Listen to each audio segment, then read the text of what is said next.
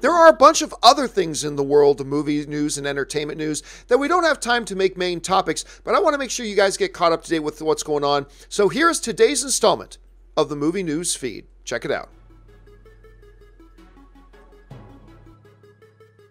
First up, Dave Franco has gradually been establishing his own name over the last few years, out from behind his more famous brother's shadow, and now he's set to make his own directorial debut with his new horror film, The Rental, that he's also co-wrote. And he's starting off strong with casting, as it's been announced that Franco's wife, Alison Brie, who stars in Glow on Netflix, and Downton Abbey and Beauty and the Beast star Dan Stevens have signed on to star in the film. Dave Franco was seen on screen in 2017 with his brother James in The Disaster Artist, and most recently had a role in If Beale Street Could Talk. Next up, as many of you know, the DC streaming service is preparing for a Swamp Thing series, and now they have added another cast member who is basically royalty to the franchise. It's being reported that 1982 Swamp Thing feature film actress Adrienne Barbeau has joined the new series as well. From coming soon, Barbeau is best known for her roles in many horror films such as John Carpenter's The Fog opposite Jamie Lee Curtis, George A. Romero's horror film anthology Creepshow that was written by Stephen King, and the post-apocalyptic sci-fi film Escape from New York. The new Swamp Thing pilot will debut at some point in 2019. Next up, as we all patiently wait for Shazam to debut on April 5th, a bunch of fans got excited at what they thought was the voice of beloved animated Batman voice actor Kevin Conroy in the most recent trailer.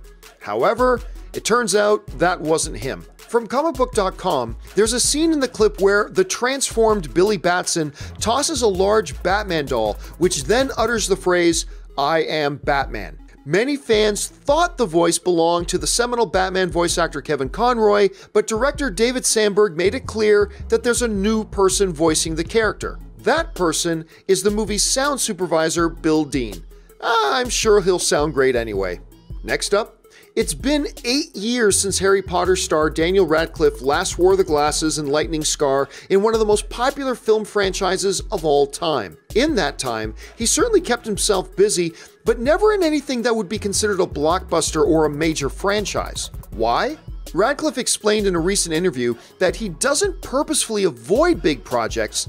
He said the following: "It's not a deliberate decision to stay away from blockbuster films. I go where the scripts are. It's hard to get anyone to spend money on scripts that are too big of a risk. A lot of the big studios, I find the scripts are not as challenging or weird or interesting as the stuff they make in the indie world or even in the TV world. So, the things that I gravitate to, so far, they just happen to be in the indie world." Radcliffe can next be seen in the upcoming indie film, Guns Akimbo. And finally, the Russo brothers and Tom Holland are teaming up again, except this time, it isn't in anything that even remotely looks like the MCU or Spider-Man. According to reports, the Russos' first movie after Endgame is a film called Cherry and will star Tom Holland. The film is described like this: "It's 2003, and as a college freshman in Cleveland, our narrator is adrift until he meets Emily. The two of them experience an instant life-changing connection. But when he almost loses her, he chooses to make an indelible statement. He joins the army. The outcome will not be good for either of them. As a medic in Iraq, he is unprepared for the realities that await him. He and his fellow soldiers huff computer duster, abuse painkillers, and watch porn.